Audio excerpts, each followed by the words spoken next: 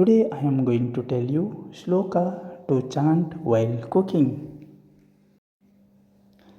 ಸೂರ್ಯನಾರಾಯಣ ಸಾರಥಿ ಆಗಲಿ, ಅಟ್ಟು ಅಡಿಗೆ ಅಕ್ಷಯವಾಗಲಿ, ಲಕ್ಷ್ಮೀನಾರಾಯಣನ ನೈವೇದ್ಯವಾಗಲಿ, ಲಕ್ಷ ಜನರ ಭೋಜನವಾಗಲಿ, Lakshminarayana ತೃಪ್ತನಾಗಲಿ, Lakshminarayana ಲಕ್ಷವಿರಲಿ.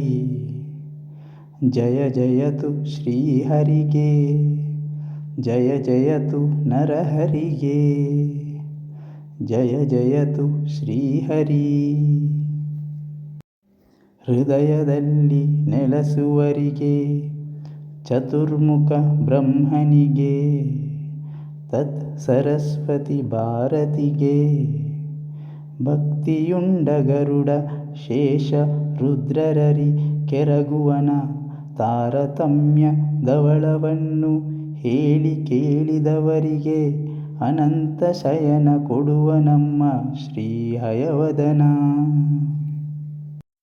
An idea is to write this shloka and stick near gas stove.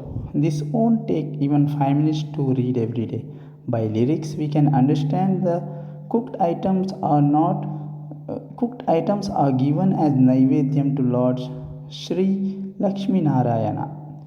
In today's world, nothing is pure.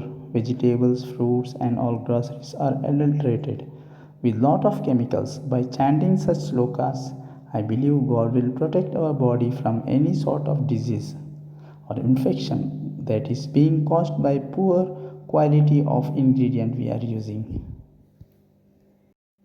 ಹೃದಯದಲ್ಲಿ ನೆಲೆಸುವರಿಗೆ, ಚತುರ್ಮುಖ ಬ್ರಹ್ಮನಿಗೆ, ತತ್ ಸರಸ್ವತಿ ಭಾರತಿಗೆ, ಭಕ್ತಿಯುಂಡ ಗರುಡ ಶೇಷ ರುದ್ರರರಿ ಕೆರಗುವನ ತಾರತಮ್ಯ ಧವಳವನ್ನು ಹೇಳಿ ಕೇಳಿದವರಿಗೆ ಅನಂತ ಶಯನ ಕೊಡುವ ನಮ್ಮ ಶ್ರೀ ಹಯವದನ.